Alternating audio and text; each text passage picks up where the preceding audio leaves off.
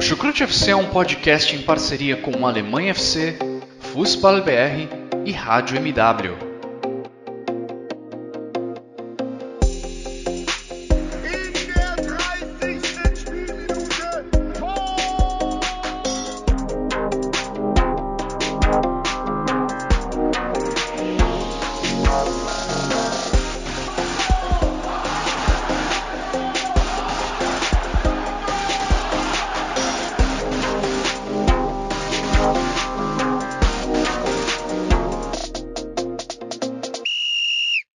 Alô pessoal, sejam todos muito bem-vindos a mais uma edição do Chucrute FC. E hoje vamos trazer mais um noticiário sobre a Bundesliga, mas o tema geral é sobre a UEFA Champions League, UEFA Europa League e UEFA Conference League. As competições europeias, né, que irão retornar ao calendário do futebol a partir do dia 6, 7 e 8 de setembro, né, com a questão da Conference. Então teremos aí as equipes alemãs que já foram sorteadas e, vamos lá, né? Convenhamos, pegaram grupos, metade, eu diria que dos outros times que estão possibilitados a se classificar, 4 delas pegaram grupos acessíveis e 4 delas pegaram grupos bem mais espinhosos. Mas, para dividir esse tipo de comentário e outros mais, hoje eu trago aqui o nosso participante aqui do Chucrute, Dimitri Chakar. E aí, Jimmy, tudo certo? Fala, Guilherme, prazer enorme estar aqui falando de um dos meus assuntos favoritos, que é sorteio. Adoro quando eu sorteio grupo, mata-mata, é sempre uma emoção. Todo mundo adora, né? Sempre uma emoção. É muito, muito legal, né, acompanhar isso, não só na Champions League, né, mas também na Europa League, na Conference, que são, assim, espetáculos à parte. E aí, vamos comentar aí, vamos ver como que os times alemães saíram nesses sorteios. Bom, antes de mais nada, é importante a gente sempre reforçar aqui para sempre agradecer também aos nossos companheiros de caminhada, né, mais de anos, o Alemanha FC, o Fußball BR, e aí que estão sempre conosco aqui durante as nossas gravações e sempre nos ajudam, nos apoiam, e claro, os nossos padrinhos, que também sempre também procuram nos ajudar nessa caminhada aí do podcast. Sem mais delongas, vamos começar a comentar as equipes, né, principalmente da Champions League, que são as que dominam geralmente o nosso interesse. Bom, falando do Bayern, Leverkusen, Dortmund, Leipzig e Frankfurt. Bom, começando pelo Leverkusen, pelo Bayern e pelo Dortmund e o Leipzig, que pegaram grupos extremamente difíceis, ou pelo menos relativamente difíceis, o Bayern, ele está no grupo C, onde tem Barcelona, Vitória Pilsen e a Inter de Milão. Bom, Jimmy, o sorteio poderia ter sido um pouco melhor para a equipe de Julian Nagelsmann, não concorda? Cara, eu concordo sim, acho que com certeza o Bayern poderia ter se dado melhor, assim, mais fácil, mas acho que também poderia ter sido pior. O Bayern de Munique deu uma mensagem, né? Assim, eu sempre falo, o Bayern de Munique parece para mim muito, muito dedicado, né? Assim, os alemães eles têm um ego muito forte, né? A gente sabe disso.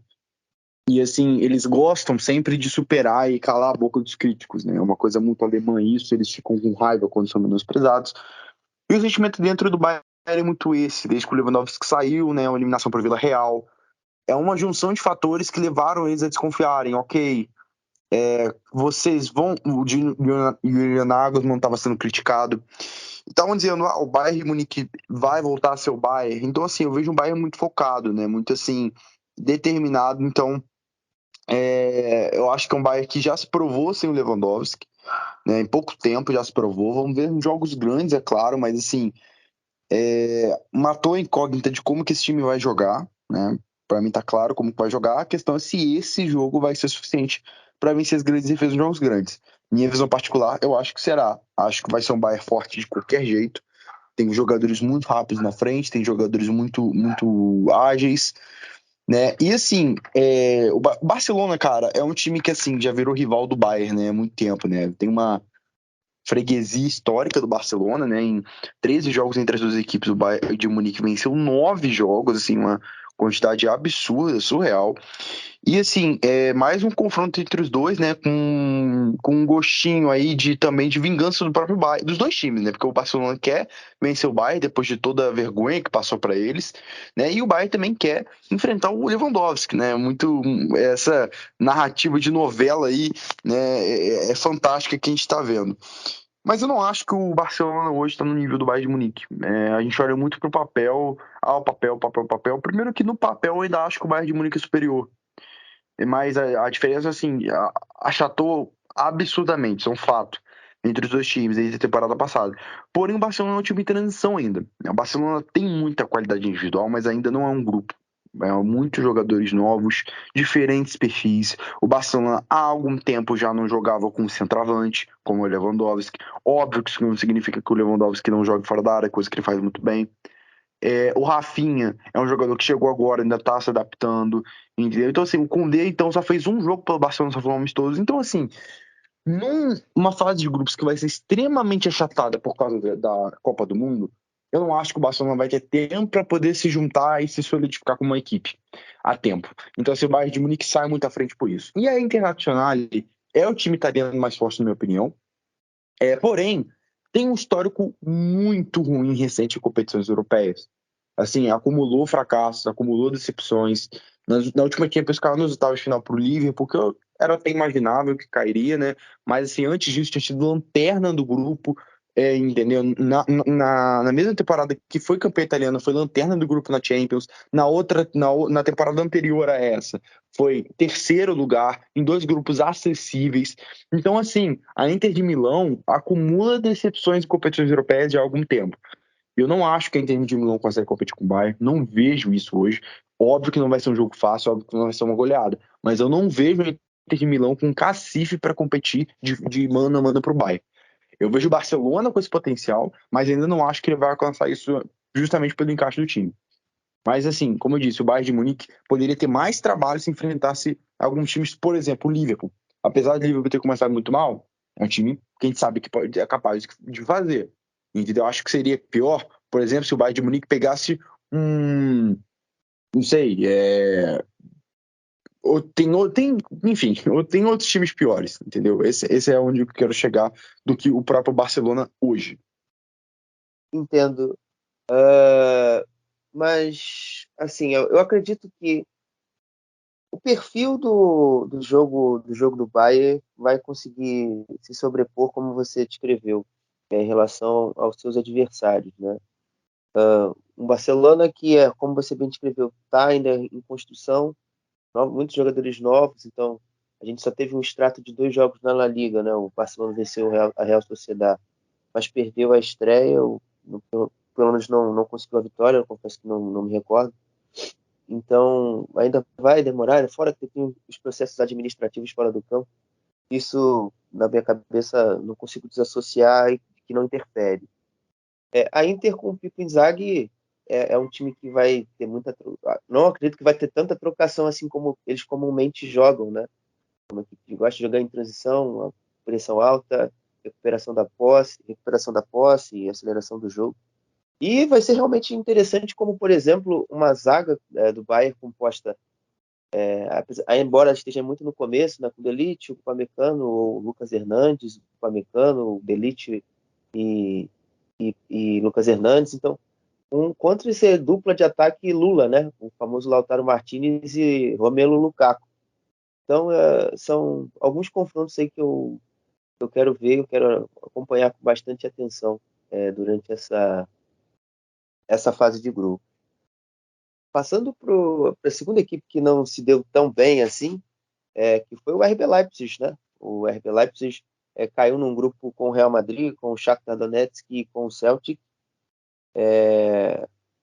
O momento do Leipzig é bem verdade que, na teoria, eleva um pouco mais a condição de dificuldade do grupo, né? Uma equipe que, como eu já disse aqui, nas últimas participações que eu estive, não tem jogado bem, não tem conseguido ter alternativas para o jogo, criar alternativas para o seu jogo. Então, eu queria saber de você, Jimmy, como você acha que o Leipzig deve se comportar, principalmente contra o Real Madrid, que é uma grande potência do grupo e, obviamente, é o atual campeão da competição. Cara, eu nem acho que o Leipzig assim, se deu mal no sorteio. Eu sinceramente não acho. Óbvio que haviam times bem mais fracos que o Real Madrid, caso do Milan. Não desmerecendo ninguém, mas é um fato que são bem mais fracos que o Real Madrid. É o caso do Milan, é o caso do Porto, é o caso do Ajax, é o caso, enfim. E é o caso do. Desses três times, o resto tá ali no mesmo patamar do Real Madrid mesmo. Mas, porque o Frankfurt não dá para o Leipzig pegar porque eles são do mesmo país. Então, assim, para o Leipzig seria muito bom pegar um Porto, Ajax, né? Mas pegar o Real Madrid, cara, para mim não é um pesadelo. O Leipzig poderia, assim, o Leipzig tinha que olhar mais para baixo, para os outros potes, do que para cima, propriamente falando, entendeu? Tipo, o que o Ajax tinha que ver, o Leipzig tinha que ver era propriamente quem seriam os adversários do pote 3 e do pote 4, né? E assim, acabou caindo aí, né, no grupo com o Shakhtar Donetsk, que para mim era o time mais fraco do pote 3, assim, disparadamente. O Shakhtar Donetsk, infelizmente, por toda a questão da guerra da Ucrânia, não conseguiu treinar, tá jogando, nem tá mais em Donetsk, tá disputando o campeonato ucraniano, que a gente não sabe nem como que vai ser ao longo da temporada. Começou agora sem público, com abrigo de bombas, assim, uma coisa surreal que vem sendo vivida. Eu não sei, assim, acho que existe força de vontade do Shakhtar de querer, assim, chegar na Champions, fazer diferente, força de superação. Ainda tem jogadores de qualidade, mas o time perdeu muitos jogadores, principalmente os brasileiros, né? Todos saíram do Shakhtar. Então, o Shakhtar teve foi depenado e, bom, obviamente sem força de contratação, justamente porque ninguém vai querer se mudar para a Ucrânia, né, nessas condições. Nem sei se é possível, legalmente falando. Então, assim, o Shakhtar é um adversário que o Leipzig pode facilmente ganhar, né, pelo momento do Shakhtar, pela diferença de elenco, né. O Leipzig começou muito mal a temporada, isso é verdade, mas, assim, eu não vi o Leipzig jogando mal. Assim, não, com exceção do último jogo contra o Union Berlim, todos os jogos o Leipzig teve momentos, acho que esse é o ponto, mas desperdiçou chances, teve azar, tomou decisão errada e muitos problemas defensivos. Esse foi o maior problema do Leipzig, problemas defensivos. Eu acho que esse time ainda vai encaixar, eu ainda confio nisso, ainda acredito nisso. O Tedesco foi muito teimoso em ficar com o Hugo Novo nos 3 primeiros jogos, né, da temporada. Foi assim um erro dele que eu não entendi. Aliás, os 2 primeiros da Bundesliga de ala direita, porque claramente não funcionou. O Leipzig ainda vem no mercado aí procurando um zagueiro. Eu acho que ao longo da temporada isso vai ser consertado, acho que vai ser corrigido.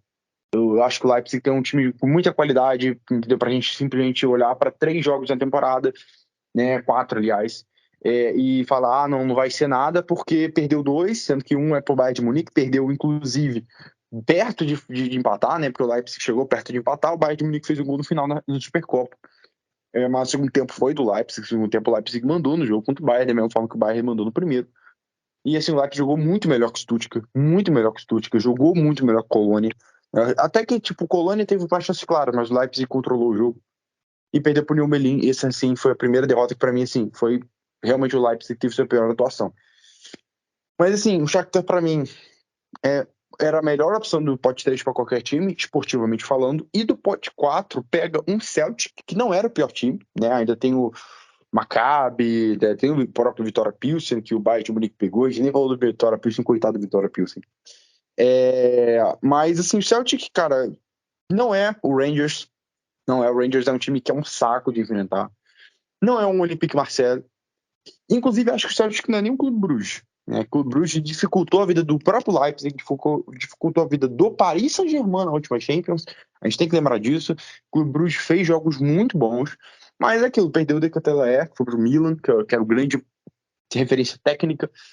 Pode perder o Nolengue, mas de qualquer maneira, né, não muda o fato que o Leipzig é muito superior ao Celtic. Então, para mim, se seguir a lógica, e assim, o Leipzig não costuma, né, em competições europeias, não costuma decepcionou na última fase de grupos, mas não acho nem que seja uma grande decepção, porque, pô, olha o grupo que eles caíram, né? City e PSG. Mas, assim, eu acho que chega para essa Champions com uma vaga meio caminhada para ser segundo lugar do grupo, entendeu? É não bobear, é não perder ponto bobo, que daí o resto tá resolvido.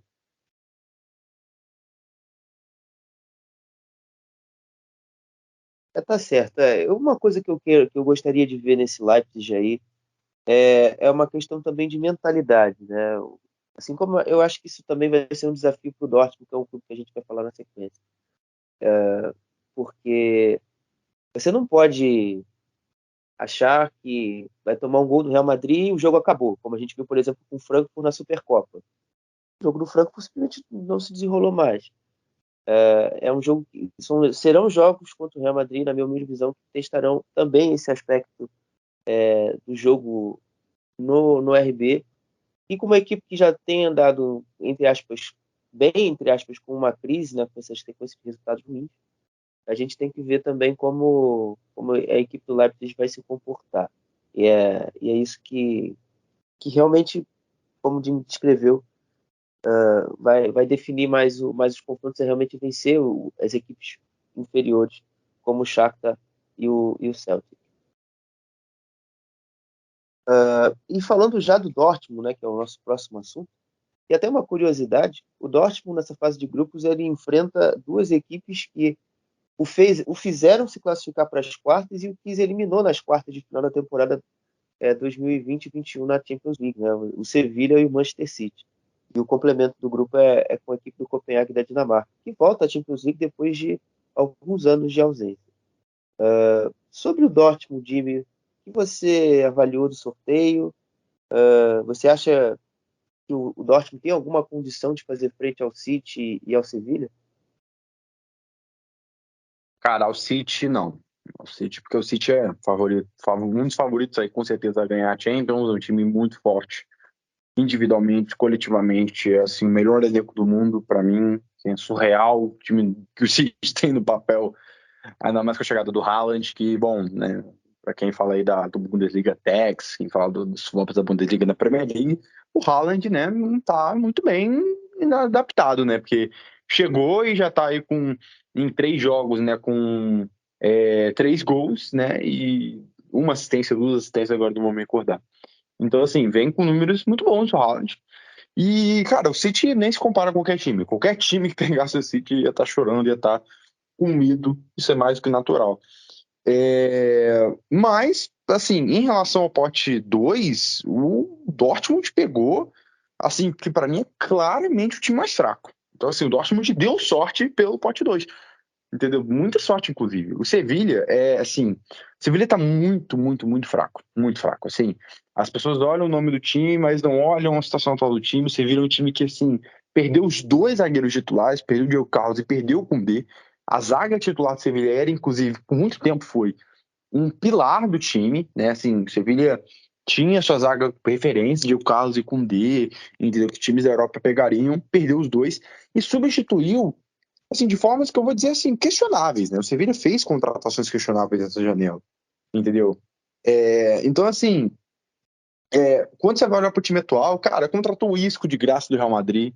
Eu, assim, particularmente, não tenho confiança que essa é uma boa contratação, porque o Isco, nos últimos anos, despencou de nível, entendeu? O Papo Gomes nunca mostrou realmente a que veio no Sevilla, é titular, entendeu? O Corona, que era titular do Sevilla, machucou, não vai perder até a Copa do Mundo, entendeu? Então, assim, cara, você vai olhando os nomes, o Alex Telles não rendeu no Manchester United, não foi bem no Manchester United, agora vem. Acho que é um bom jogador, acho que é um bom reforço. Mas aí quando você vai. O Nianzou chegou agora, né? Quais foram as contratações para repor a saída de Diego Carlos e Koundé? Nianzou e Marcão. Então, tipo assim, olha as reposições, o nível das reposições nem se comparam, ainda mais pelo dinheiro que você vira ganhou com as vendas. O Nianzou, claramente, não é um zagueiro fundamentado, não é um zagueiro formado, entendeu? Não acho que o Nianzou tem nível. A gente acompanha na Bundesliga, né? E assim, o cara sair de reserva absoluto do Bayern para ser titular do Sevilla é uma coisa surreal, entendeu? Então, assim, mostra que o Sevilla não tem, assim, um time pra gente falar que, cara, bate frente com o Borussia Dortmund. Ah, mas o Borussia Dortmund começou mal a temporada. Primeiro que eu não acho que começou mal. Perdeu pro Werder Bremen de maneira ridícula, né? Mas se fosse uma derrota dessa na Premier League ou na Champions, as pessoas falariam, nossa, olha a Champions, que coisa fantástica, olha a Premier League, coisa fantástica, na Bundesliga, aí só metem um cacete no Borussia Dortmund. Entendeu? Tipo, é o contexto, né? Na Bundesliga nada tem valor, nada né? Se espera de nada. Mas, assim, eu acho que o Borussia Dortmund, cara, apesar dessa derrota, e apesar de não ter feito um bom jogo contra o Freiburg, não estar jogando futebol bom, cara, eu acho que diz muito mais do time quando ele consegue ter esses resultados. Cara, o jogo do Borussia Dortmund contra o Werder Bremen foi horrível. E tomou a virada no final, é verdade. Mas, cara, acho que o pleno fato de você conseguir abrir 2-0 sem jogar um futebol minimamente agradável, mostra que o Borussia Dortmund está desenvolvendo algo que não tinha, que era ganhar pontos quando não joga bem. O Borussia Dortmund a gente sempre via jogando bem e não conseguindo os pontos. Então, assim, eu acho que esse time é uma questão de encaixe. Acho que o Edin Terzic está tentando trabalhar com as tantas lesões que está tendo nesse início de temporada. Ele está tentando reconstruir a ideia na cabeça dele do que vai fazer com o time depois do Sebastian Haller, né? Que eu espero que fique bem logo. O Modeste não combina com o estilo do Borussia Dortmund, não adianta. O Modeste é um jogador muito limitado, sempre foi, entendeu? Acho que foi uma boa contratação porque ele é muito útil em certos determinados tipos de jogo. Por exemplo, Chuveirinho, o Modeste é um dos melhores cabeceadores do mundo, mas ele não tem técnica fora da área, não é um jogador que vai render nesse estilo de jogo, entendeu? Então, assim, mas assim, apesar do início de temporada do Borussia Dortmund, a gente também tem que falar do início de temporada do Sevilha, que perdeu pro Osasuna na estreia da La Liga, entendeu? E empatou com o Valladolid em casa. Então, assim, o Lopetegui tá sendo muito, muito, muito pressionado. O centroavante do Sevilha é o Rafa Mir. Óbvio que pode acontecer, isso é evidente que pode acontecer, assim, Champions League pode acontecer tudo, mas dentro de uma previsão, eu acho, assim, bizarro as pessoas realmente colocarem o Sevilha à frente do Dortmund de hoje. Para mim não tem condição. O Dortmund no papel é muito mais time que o Sevilha, muito mais time que o Sevilha. E o Dortmund também, cara, me mostra ter muito mais potencial que o Sevilha. O Dortmund já tem, por exemplo, o Moukoko, que precisa amadurecer, mas é um potencial enorme. Tem um Jamie Benogui, que é o mesmo caso, entendeu? E sabe, cara, eu não entendo por que as pessoas palpitariam no Sevilha com a situação atual. É porque a gente vê o nome do Sevilha, acha o Sevilha, mas não é a realidade do time hoje. Entendeu? Então, assim, eu acho que o Dortmund teve sorte aí em pegar o Sevilha, entendeu? Deu uma boa sorte, até eu diria, entendeu? De enfrentar o Sevilha nesse grupo aí. E aí, sobre o Copenhagen, é um time que realmente aí é um time para não perder pontos para o Borussia Dortmund, né? Se quiser passar sem dificuldades, vai ter que pelo menos tentar arrancar o empate no Signal Iduna Park com o Manchester City, né? Acho que dá para garantir, entendeu? O Manchester City em fase de grupos geralmente não é tão poderoso quanto ele era no mata-mata, né? Ano passado mesmo a gente viu perdeu para o Paris Saint-Germain, entendeu? Teve ali um 6-3 com o RB Leipzig, que foi um jogaço, né? Então, assim, acho que tem como sim arrumar um empate no seguinte do Luna Park e não pode perder pontos para o Copenhagen.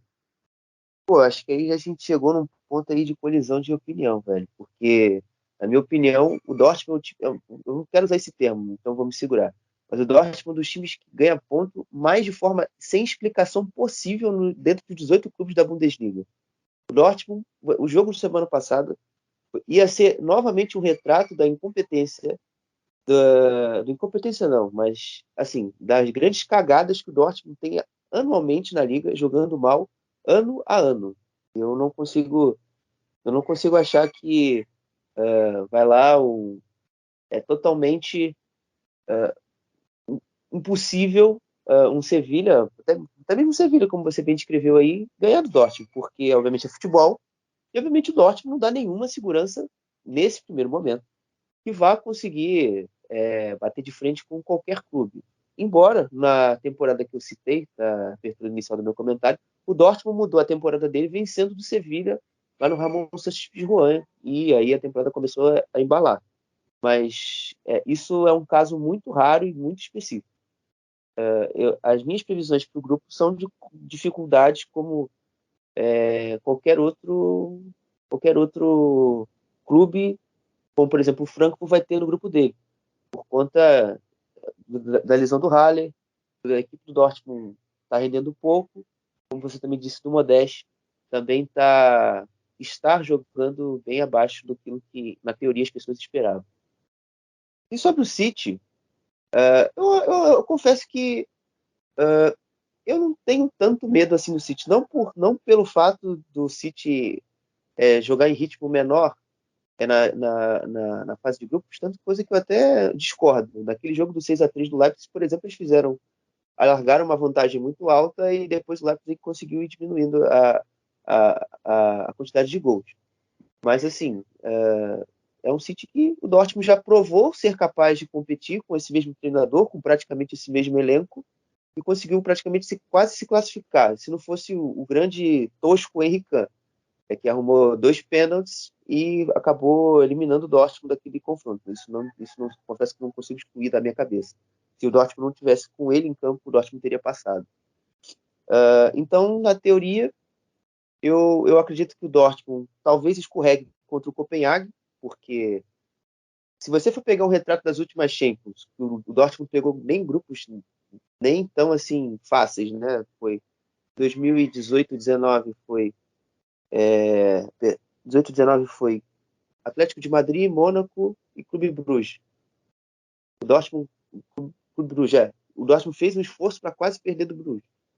Na temporada 19-20, o Dortmund pegou Slavia Praga, Inter de Milão e Barcelona. O Dortmund fez um excelente jogo contra o Barcelona em Dortmund, aí tomou fumo da Inter e conseguiu, por causa da muralha amarela, virar o jogo da Inter e quase se ferrou feio contra o Sparta Praga. O Sparta Praga merecia ter vencido os 2 jogos, graças ao Roman Burke, por incrível que pareça, o Dortmund conseguiu sair com os resultados positivos. Então, o meu medo, enquanto torcedor, é até mais com o Copenhague do que, por exemplo, o Sevilha, porque eu até mesmo acredito que o estilo de jogo que o Dortmund pretende fazer nessa fase de grupo encaixa com o Sevilha, e o Dortmund obviamente vai jogar mais atrás e vai ter o espaço para ter o contra-ataque e vai conseguir competir ou tentar minimamente competir contra o City.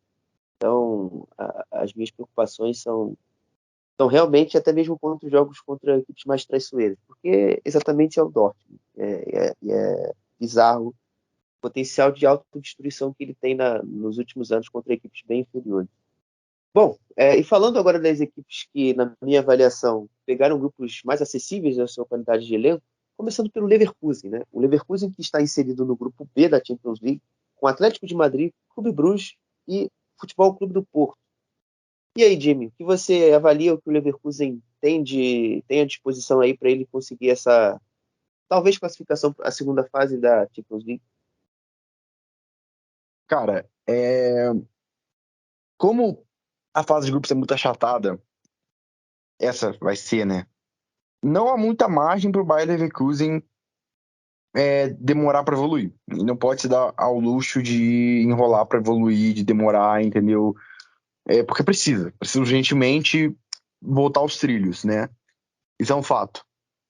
Porém, o Bayer Leverkusen ele tem potencial, mas muito potencial. E aí que tá, depende de qual Bayer Leverkusen que a gente vai ver. Se for o Bayer Leverkusen recuperado, né? Para mim, esse time só alcança o auge se tiver o Florian Wirtz. Eu sempre falo que como um absurdo de talentoso que é o Florian Wirtz. Então, para mim, não tem como o time alcançar o seu potencial máximo sem o Wirtz. Mas ainda tem, né, como ele performar bem nesse grupo sem o Wirtz. Entendeu? Ainda mais que o chegada do Hudson Odoi, que não é um grande jogador, mas é um jovem talentoso, que acho que pode se render, tem um estilo ali similar ao que a Bundesliga cobra, que é de velocidade, é muito rápido. Então, assim, eu acho que assim, o Bayer Leverkusen tem bom potencial de passar para a próxima fase, se recuperar. O Bayer Leverkusen de hoje que a gente está gravando esse podcast, é 26 de agosto. Esse Bayer Leverkusen tem potencial até ser de lanterna do grupo, de tão mal que tá. Entendeu? Então, assim, para mim é uma incógnita grande o Bayer Leverkusen. Não pegou um grupo fácil. Para mim, inclusive, o Bayer Leverkusen é o que tem a pior vida entre todos os alemães nessa Champions, né, nessa fase de grupo da Champions. É o time que, assim, ficou com a pior grupo. Inclusive, pior que o Frankfurt, eu diria. Porque, cara, o Bayer Leverkusen vem jogando, assim, um bom futebol em sentido de criar chances. Criou muita chance, mas perde muitas chances. Então, assim, se o time conseguir completar mais essa chance, não é só o Patrick Schick, mas todo o time, cara, aí teremos o Bayer Leverkusen dando muito trabalho. Inclusive para o Atlético de Madrid, que é um time que, historicamente, você pode ver nas últimas campanhas, não consegue fazer fase de grupos convincentes. Atlético de Madrid tem um problema crônico de não conseguir fazer fase de grupos convincentes. O próprio Porto dá mais trabalho nessa fase do que o próprio Atlético de Madrid. Lembramos que na última fase de grupo, o Atlético de Madrid chegou no momento ali que chegou até, tipo assim, a flertar com o terceiro lugar. A mesma coisa aconteceu quando pegou o Bayern de Munique na Champions retrasada, na fase de grupos, que tomou 4-0 do Bayern na estreia, pegou 1-1 em casa com o Bayern de Munique que estava totalmente reserva naquela altura, totalmente reserva. Foi com o time reserva contra o Atlético de Madrid, o Atlético de Madrid não conseguiu sequer ganhar desse time. Então o Atlético de Madrid assim, é um time que não vejo, primeiramente, chegando para essa temporada com muita força. Acho que o Atlético de Madrid despencou de nível, as contratações mostram bastante isso. É um time que, assim, tá jogando com o Witsel de zagueiro, a gente sabe muito bem que o Witsel performou de zagueiro na Bundesliga. E assim, somado esse fator do histórico recente de fase de grupos do Atlético de Madrid, que é muito ruim. Aliás, o histórico recente de Atlético de Madrid em Champions é ruim, né? Vem decepcionando, inclusive, no mata-mata. Muita coisa. Perdeu para o Chelsea quando o Chelsea foi campeão de forma patética, não jogando nada dos jogos.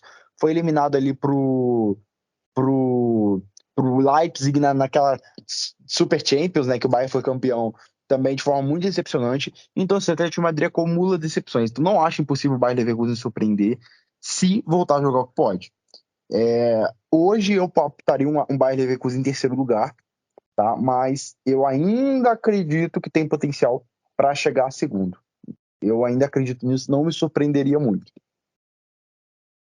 Entendo, né? É bem por aí também que eu avalio, né? Eu acho que primeiro o Leverkusen precisa arrumar a casa para depois ele conseguir lentamente aí demonstrar mais poder de que vai realmente convencer e vai conseguir chegar lá e atingir essa classificação. E lentamente também com os jogadores voltando de lesão, né?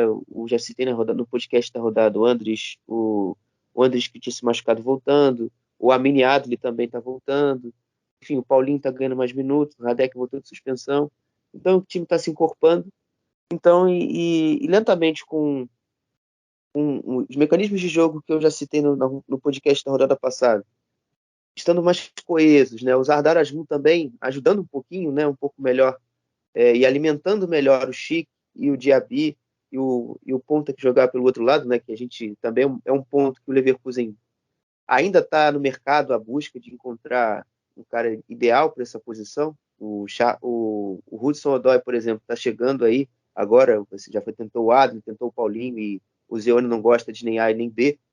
Então fica aí também um pouco dessa incógnita aí para o Leverkusen ajeitar a sua equipe. E dos rivais do Leverkusen, o Jimmy falou no comentário do grupo passado sobre o Charles de Keletyaer, que é assim que eu acho que fala, sobre o Bruges. O Noah Lang também tem a perspectiva talvez de sair, né?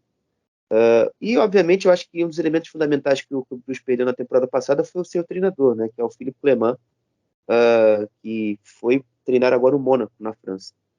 Então é um clube que na teoria, né? Como a gente não tem ainda um grande grau de acompanhamento da equipe belga, na teoria ainda é uma equipe que está atrás do Leverkusen e que eventualmente pode em algum momento talvez competir pela segunda ou terceira vaga.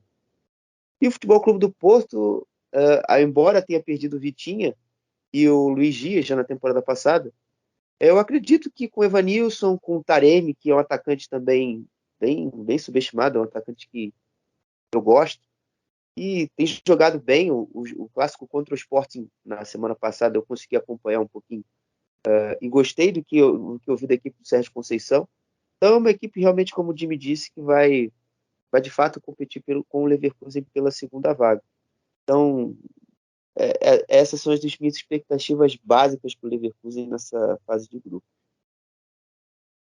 E fechando o quinto e último clube participante da Champions League, da Bundesliga, eu quero falar do Eintracht Frankfurt. Bom, o Eintracht Frankfurt foi sorteado no grupo D da fase de grupo da Champions League, um grupo onde o Eintracht Frankfurt já dividia com o Tottenham, com a equipe do Olympique de Marseille e também com a equipe do Sporting de Rubem Amorim, nessa chave aí, nessa chave D, nessa quarta chave aí da Champions League. Jimmy, o que você avalia do sorteio para o Eintracht Frankfurt? Um sorteio que, na teoria, né, a gente aqui da cobertura da Bundesliga, eu me animei, confesso. Embora eu tenha um certo medo do Sporting, eu estou muito cabreiro com o time do Amorim, porque é um time que eu gosto de ver jogar, e é uma equipe assim que me agrada. Já mostrou na temporada passada que pode competir com equipes fora daquele ciclo ali menor que a Liga Portuguesa, pode competir com equipes como o Dortmund, enfim, e outros grandes. Gostaria de escutá-lo também sobre esse grupo aí. Então, cara, um grupo que para mim é um espetáculo aí em sentido de, de expectativa, porque a competitividade desse grupo é muito grande, né? É muito equilibrado, o grupo realmente ficou muito equilibrado. Para mim, o Tottenham é franco favorito no grupo, importante citar isso. O Tottenham, Tony Conte é um time bem competitivo.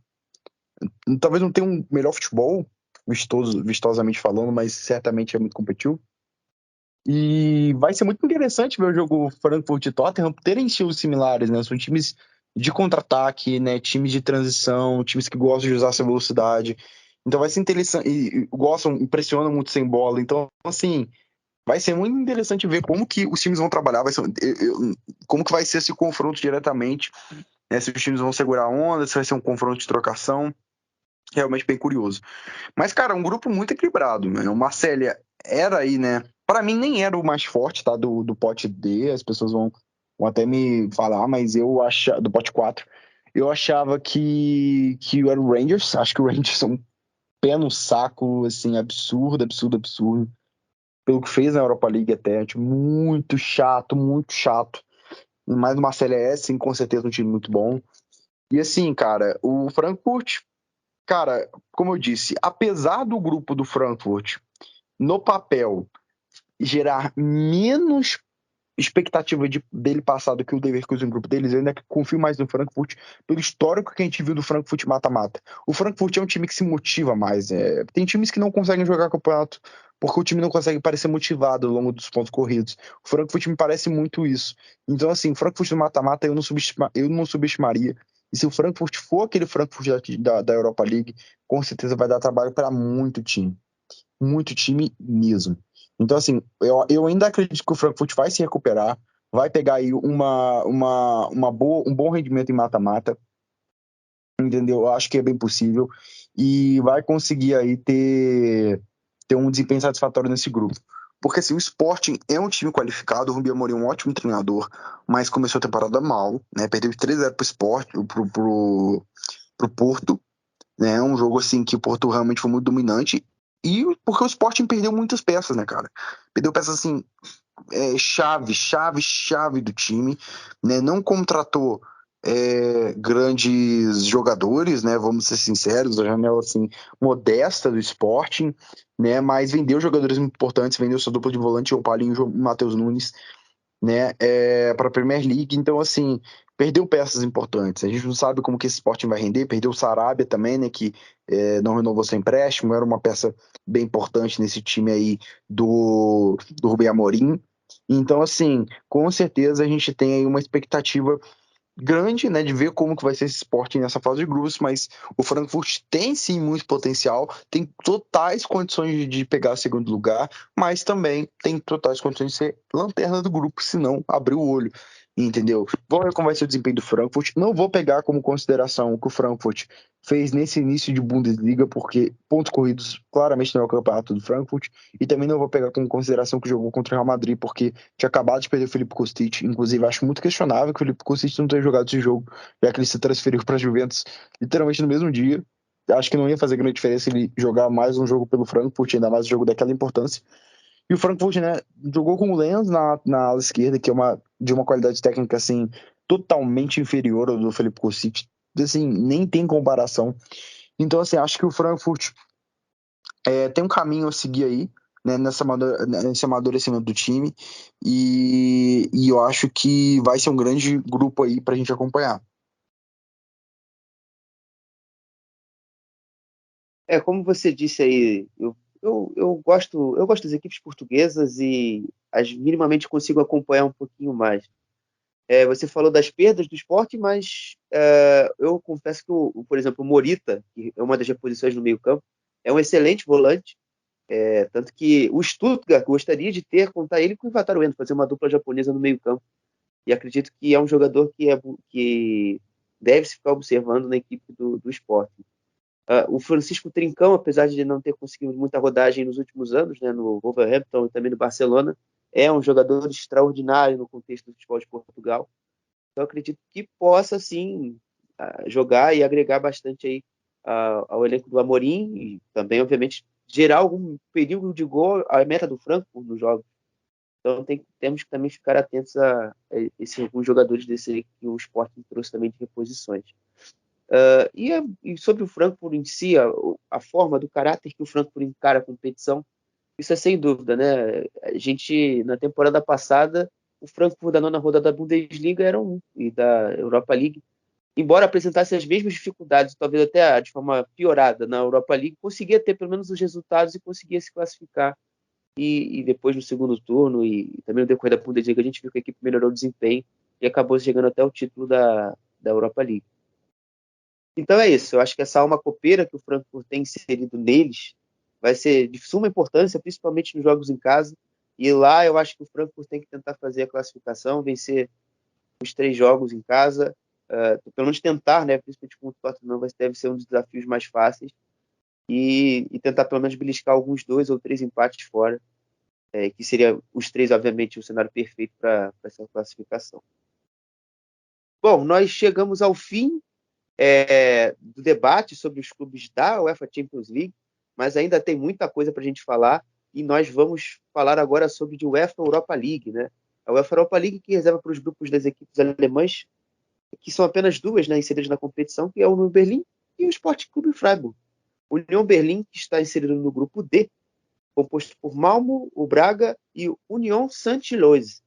Inclusive, já até começando aqui, os meus palpites, eu acho que o Union Berlim pegou um grupo bem palpável para ele, eu acho que até melhor do que em relação à temporada passada na UEFA Conference League.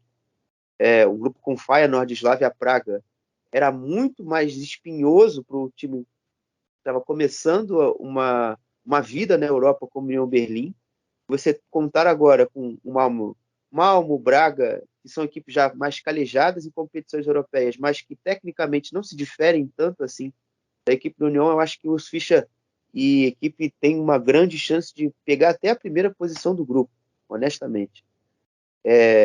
A gente sabe que o Braga também manteve alguns destaques deles, né? O Ricardo Horta, principalmente, na última temporada, o Yuri Medeiros também ainda está no plantel da equipe de Arthur Jorge, mas eu ainda vejo o Union Berlim um pouco à frente. E o Union Saint-Gilloise é uma equipe que a gente pouco conhece, é uma equipe que foi recém-promovida da última temporada da Bélgica, jogou e fez até uma boa campanha na Pro League, mas que perdeu sua grande referência técnica e de nome também, e que eu também conheço, que era o Denis Undav, que jogava no Westfalen Meppen, na terceira liga, um atacante que fisicamente se impõe muito, e dentro da área era letal, tanto que o Meppen ficou muitas vezes na terceira liga por conta dos gols de Denis Undav. Agora, sem ele, a equipe do San Gilloise está tentando se reencontrar. E sobre o Malmo, eu confesso que conheço pouco, então não vou ficar falando coisas aqui que eu não sei. Então, eu gostaria de já saber de você, Jimmy, o que você avalia desse sorteio para o Union Berlim, quais são as perspectivas que você tem para a equipe de Urs Fischer na Europa essa temporada? Cara, acho que é um grupo bem acessível. Assim, o Union Berlim deu sorte no sorteio. Claro que a gente tem que, né, ver como que vai ser o desempenho, né, nessa competição europeia, porque o desempenho na última conference foi muito decepcionante, né? Acho que o grupo é até mais fácil do que era daquele da Champions, da Conference. O Union Berlim tá melhor que a temporada em elenco, né? O time parece se encaixar cada vez mais. E assim, eu acho que ele tem grande chance de passar, porque assim, Malmo e San Gilloise não se comparam ao Union Berlim, são de níveis inferiores, com certeza, né? O Malmo, assim, é um time que até que geralmente aparece ali em Champions e tudo mais, mas a gente sabe que é um time de nível inferior, né? E assim, o Union Berlim eu acho que é superior a essas duas equipes, e o próprio Braga. Acho que o Braga não pode ser subestimado, porque é uma boa equipe, tá? É um bom time, começou bem a Liga Portuguesa, mas também não pode ter grandes expectativas, porque não é um time que está tão acostumado assim, principalmente em ligas europeias. Mas eu acho que o União Berlim vai brigar com o Braga, tá? Por essa primeira posição. Vamos ver quem vai sair soberano, mas eu acho que o União Berlim, tendo o seu grande reforço, que é o Alten Forrestal para essa temporada, cara, vai ser realmente aí um diferencial. Se o União levar a sério essa competição, assim, realmente focar, porque me pareceu, sei lá, que eles não ligaram muito pra Conference temporada passada. Não sei se foi uma soberba ou algo assim. Mas eu acho que nesse ponto, se eles levarem a sério, eles têm grandes condições, sim, de passar de grupo e passar bem até. A grande questão também fica por esse lado que você destaca, Dinho. Na temporada passada, eu confesso que não acho que o União teve desprezo. Mas, assim, tecnicamente, financeiramente, a equipe não tinha condições de tentar montar um grande banco de reservas e tentar competir de forma mais clara pelo título. Tanto que você vê que nomes daquela campanha já estão praticamente fora do clube, né? O Volkswagen saiu do clube, foi para o Millwall, do Millwall da Inglaterra.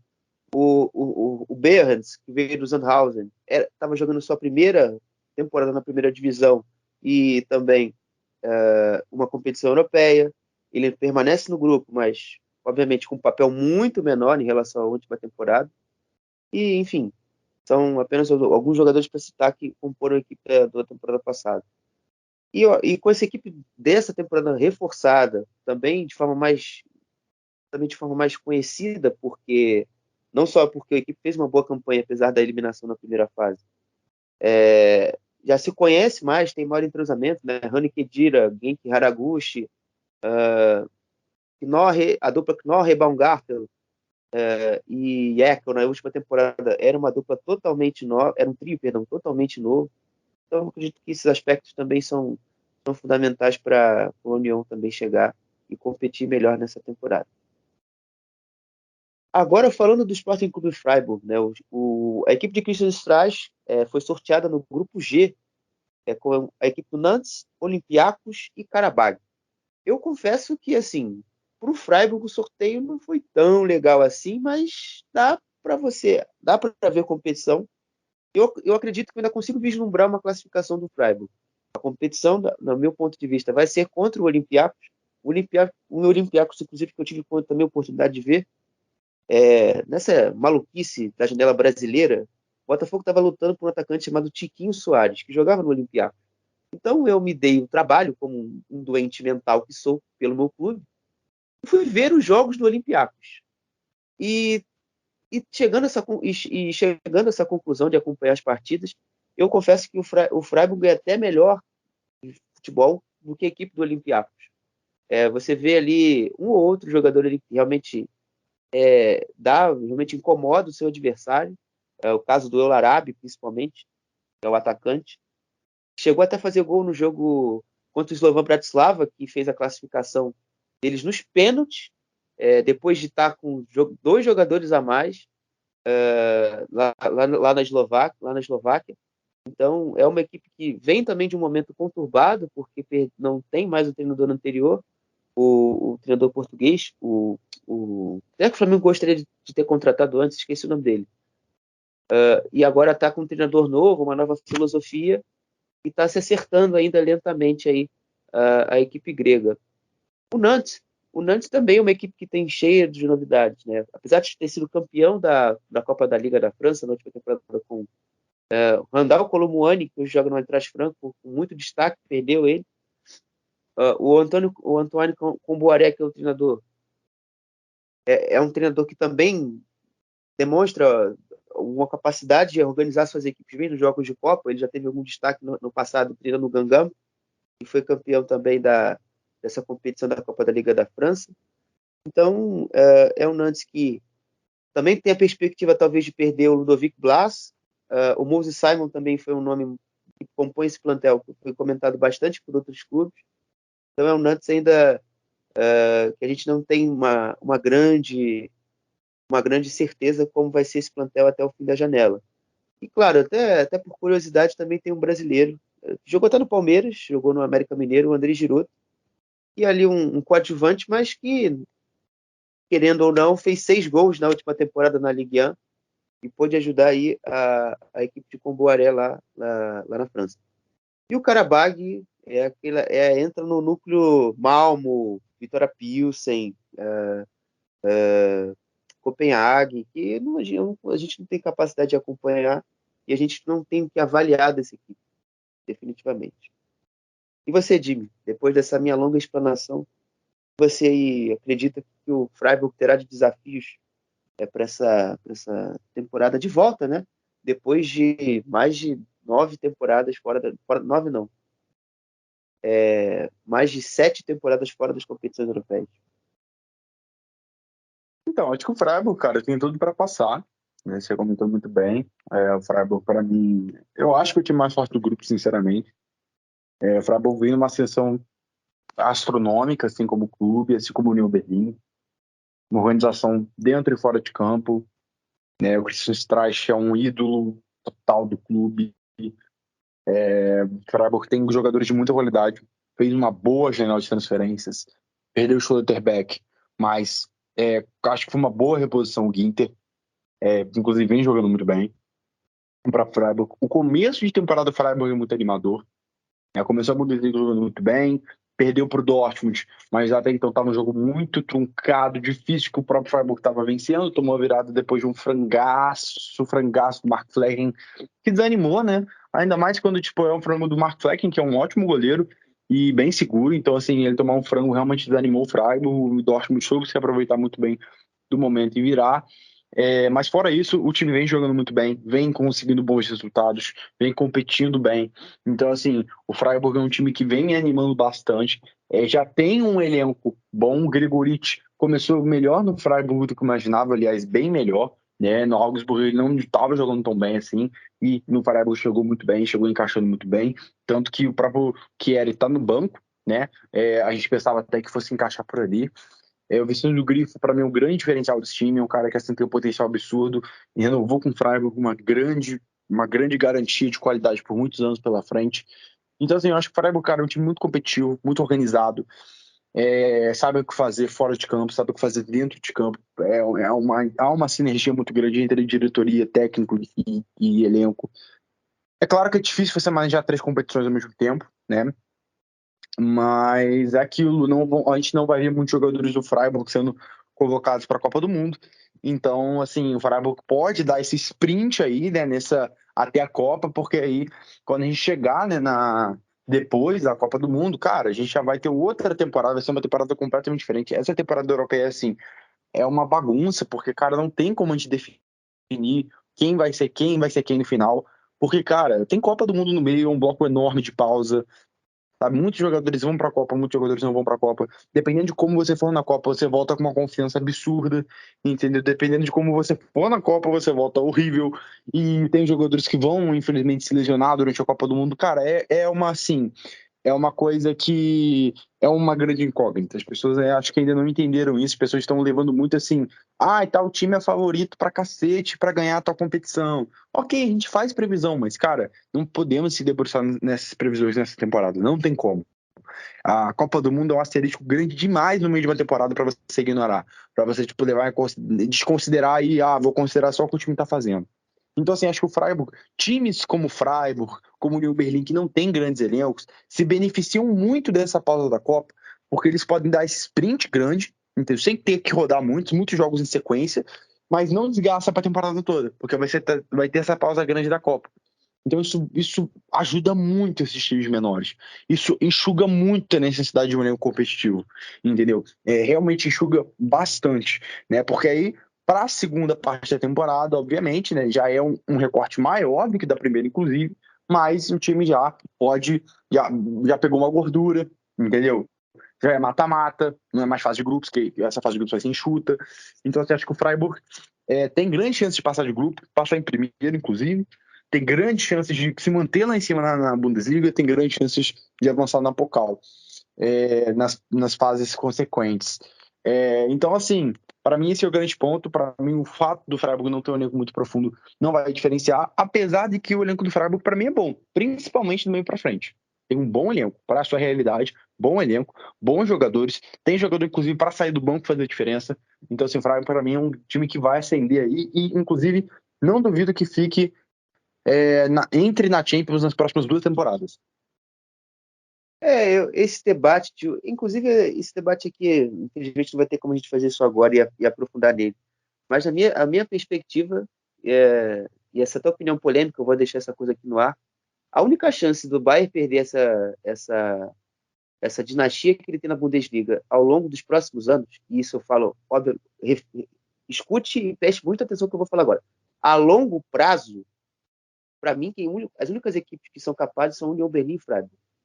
A partir do momento em que eles houverem e tiverem capacidade financeira, conseguir bater de frente com os outros grandes, eu duvido alguém não dizer e não apontar que eles são postulantes ao título da Bundesliga, porque cada vez mais a diferença deles são menores e jogam muito melhor e tem muito mais competência do que Leverkusen, Dortmund e Leipzig. Mas isso aí é uma polêmica aí depois, se você escutar esse podcast. E depois quiser discutir comigo no Twitter, minha DM está sempre aberta e a gente vai conversar harmoniosamente. Mas, voltando a falar do Freiburg e da UEFA Europa League. Eu acredito que o Freiburg vai ter assim, toda a aclimatação do estádio, enfim, todo esse clima. E o Freiburg, querendo ou não, é uma equipe que, nos últimos anos, tem feito boas campanhas de competições de mata-mata. E isso é um ponto a ser levado em conta também. É uma equipe que, com o Frankfurt, embora não seja muito testada no cenário europeu há muito tempo, você vê que tem aquela pequena alma copeira, você vê que os jogos da Bundesliga em si mesmo, você não dá muito pelo Freiburg às vezes. Você vê que às vezes o Freiburg joga mal, mas vence. Uma bolinha parada vai ali, define o jogo e estamos conversados. Então, nesses tipos de competição, principalmente em fases mais avançadas, isso pode ser fundamental para o Freiburg fazer uma boa campanha e chegar a pontos maiores aí nas ligas e nas competições que ele disputa. Bom, e agora, enfim, a gente chegando ao nosso último bloco do podcast, falando da Conference League, né? A Conference League que tem solitariamente apenas o Colônia como representante alemão nesta competição. O Colônia foi sorteado nesta manhã de sexta-feira, no grupo D, onde ele enfrenta o Eslováquia da República Tcheca, embora o nome daí entender que seja da Eslováquia, o Partizan Belgrado, que é uma equipe super tradicional, e o Nice da França também está inserido nesse grupo. Bom, eu acho que não vai ficar muita dúvida que o principal rival do Colônia nessa chave é o Nice, né? E tem até um certo ar assim, de curiosidade, né? Porque Lucien Favre não quis assumir o Gladbach também porque não gostaria de voltar ao futebol da Alemanha. E quis o destino selecionar uma equipe alemã para ele enfrentar na fase de grupos da Conference. Enfim, né? Coisas que o futebol é capaz de proporcionar. E falando dessa equipe do Nice, o Nice, eu tenho acompanhado também bastante a Ligue 1 e feito bastante matéria sobre o Nice. É uma equipe que vem com bastante capital do americano, vem se reforçando com grandes nomes nesse verão. Kasper Schmeichel, Aaron Ramsey, enfim, o Nicolas Pepe. Então, não é uma equipe assim que você vai olhar e vai desprezar no cenário europeu, ainda mais com o Lucien Favre, que, na boa, pode ser um treinador talvez para pontos corridos e talvez a longo prazo um treinador que seja ruim. Mas a curto prazo, como ele está agora no Nice, em competições europeias, que Lucien Favre fez o Dortmund competir contra Barcelona, isso aí eu acho que ninguém pode esconder, e fez grandes jogos contra equipes maiores, contra o PSG, embora tenha sido eliminado no jogo da volta. É um treinador assim que sabe montar muito bem suas equipes para esses tipos de jogos europeus, essas grandes noites, essas grandes semanas inglesas, como os alemães gostam de chamar. Então, obviamente, o grande rival do Colônia será o Nice, e não vai ser o Nice que vai ser fácil.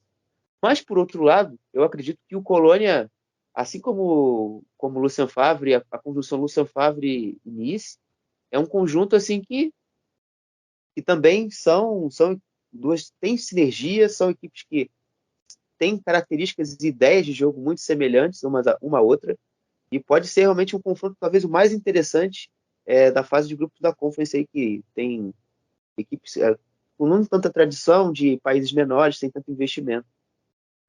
E com certeza esse jogo vai estar entre os melhores aí que a gente vai poder ter a felicidade de acompanhar. E você, Jimmy? Eu até esqueci de fazer a pergunta. E aí você, Jimmy? Você acredita que o papel que o Colônia irá desempenhar nessa chave D da Conference League? Cara, Colônia, a gente comentou no outro podcast, né, que a expectativa era muito baixa, assim, né, por perder o Modesto e tudo mais, mas, cara, a temporada do Colônia começou muito bem, surpreendente, não sei o que você acha, óbvio, foi eliminado na Pokal e tudo mais, mas na Bundesliga ele mostrou um nível de jogo bom, né, ganhou do Schalke com propriedade, empatou com o Leipzig num jogo em que foi inferior, entendeu? Em volume de jogo. Então, assim, cara, o Colônia tá dando trabalho, o Colônia tá mostrando ser um time chato nesse início de temporada e conseguiu uma virada espetacular agora no último jogo. 3-0 fora de casa, assim, uma virada assim fenomenal. E, cara, eu até achei, tipo assim, caraca, o Colônia realmente vai conseguir ser eliminado, entendeu? Na Conference League, logo pro Fenerbahçe, né? Pro Fenerbahçe. E, tipo assim, na primeira fase da competição, né? Parece que é eliminatório, o time da Hungria. Perdeu em casa por 2-1. Chegou lá e ganhou de 3-0 fora de casa. Então, tipo assim, foi surpreendente. Então, assim, o Colônia nesse início de temporada, cara, vem me aparentando ser um time, assim, que vai dar trabalho. Mais do que eu esperava, inclusive, mas não nada espetacular. Eu acho que a grande esperança, e é aquilo que eu falei, cara, ninguém quer ser eliminado, mas eu acho que todo mundo tem que reconhecer sua própria limitação. E, assim, o Colônia não tem condições de disputar 3 competições. Isso é um fato pra mim. E o Colônia entra na mesma lógica do próprio Freiburg, que eu disse, né? O elenco não é muito profundo, muito menos que o próprio Freiburg. O Colônia tem menos qualidade no time titular e ainda menos no elenco. Mas, cara, fazer um sprint até a Copa dá. Dá para aguentar até a Copa. A Copa como eu disse, é um grande asterisco. Para os times menores é um pit stop maravilhoso, porque você pode desgastar ao máximo os seus jogadores, porque provavelmente o Colônia não vai ter ninguém sendo convocado para a Copa do Mundo, entendeu? Então, assim, talvez um jogador ou outro, no máximo, mas assim, em regra geral, não vai ter. Então, assim, esses times podem realmente abusar dos seus Jimmy, jogadores. Diga. rapidamente, uma dúvida até. A Tunísia vai à Copa? Eu esqueci. E se ela for à Copa, o El Chicre vai ser convocado. Isso é fato. A Tunísia, putz, eu acho que não vai à Copa não, vai à Copa não. Acabei de Não. correr, não vai à Copa não, confirmei aqui. Ah, tá. Então, tranquilo. Então. Pode seguir o comentário. Não, então, esse jogador, tipo assim, você pode usar o jogador, entendeu? Cara, quando você faz a rotação, né, o maior problema dos times menores é esse, cara, você desgasta o elenco, não tem elenco, você desgasta o time titular e acaba se perdendo ao longo da temporada. Esses times menores, cara, eles têm uma chave de ouro na mão, por isso que essa temporada, isso vale pra todas as ligas, tá? Não é só pra Bundesliga, não. Essa temporada é a temporada dos times menores, entendeu? É a temporada dos times menores, porque eles vão jogar em tiro curto, entendeu? Eles vão jogar em tiro curto. Para eles é um sonho, sabe? É um jogo atrás do outro, entendeu? Um jogo atrás do outro. O elenco não vai pesar muito, assim, nesse coisa, porque você pode fazer um jogador. Ah, mas gastou o time tá morrendo, mas vai morrer 3 jogos antes da parada, 2 jogos antes da parada da Copa, entendeu? Então, assim, não é um grande problema. Então, assim, o Colônia me mostrou que pode competir sim, que vai competir. E esse grupo do Colônia é um grupo não muito fácil, né? Não é muito fácil, porque o Nice é mais time que o Colônia, tá? O Nice é melhor que o Colônia. Isso é um fato. O Partizan não é um time muito tradicional, a gente sabe disso, né? Mas, assim, é um time chato de jogar quando você vai jogar fora de casa contra o Partizan.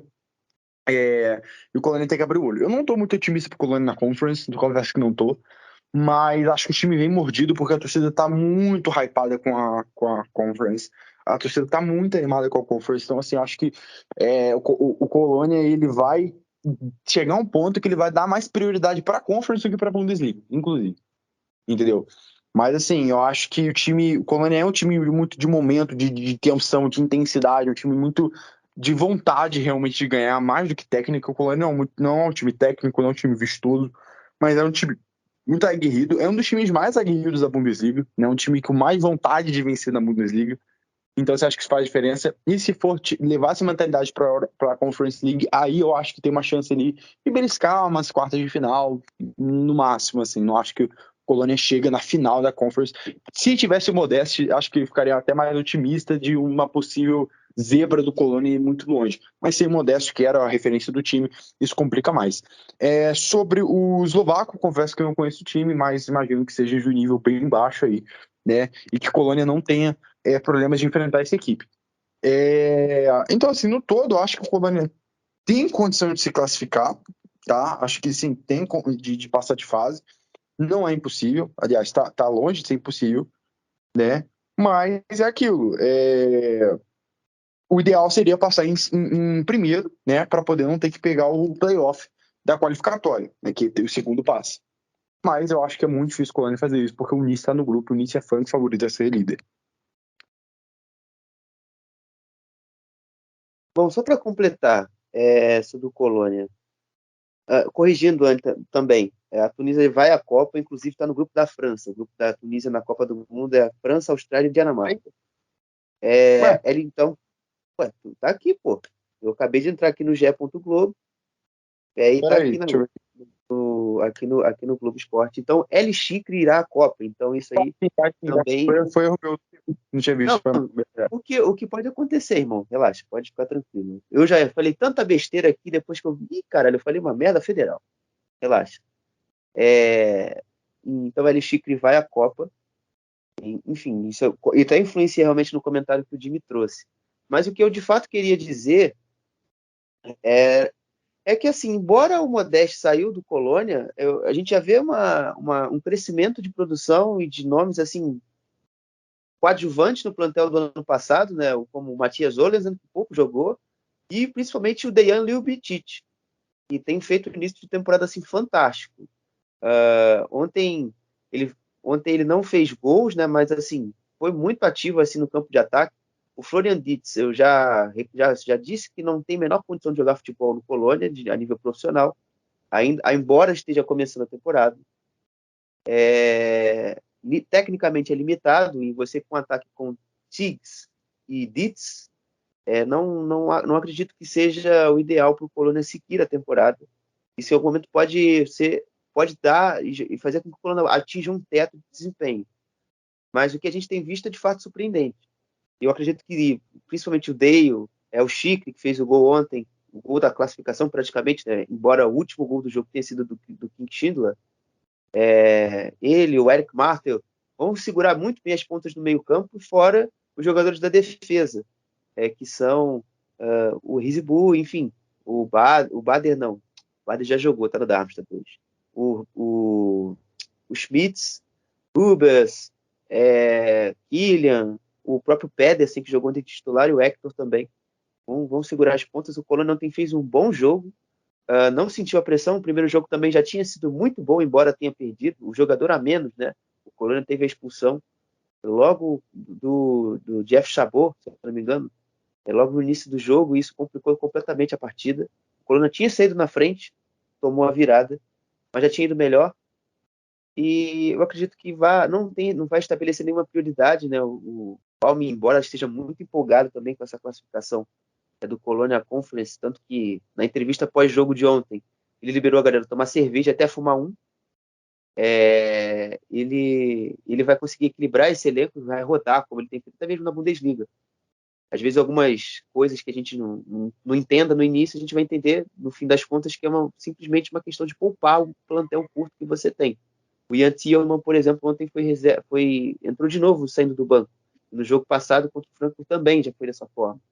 Então é assim que o Colônia vai administrar esse calendário aí com um elenco curto, também com jogadores jogando duas competições, né, já que a Pokal já foi de base. E sendo assim, a gente chegou ao fim dessa edição, né? Essa edição de forma assim feita um pouco nas pressas, né? Com a questão dos sorteios, mas que no fim de tudo deu tudo certo. Eu agradeço ao Jimmy por poder estar disponível para a gente gravar aqui nesse momento. E claro, você que nos acompanha sempre, nossos padrinhos, o Fußball BR, a galera do Alemanha FC. E claro, sem vocês também, nossos ouvintes, que senão a gente não estaria aqui gravando e sempre fazendo o nosso material sobre a Bundesliga. Dito isso, um grande abraço a todos e específico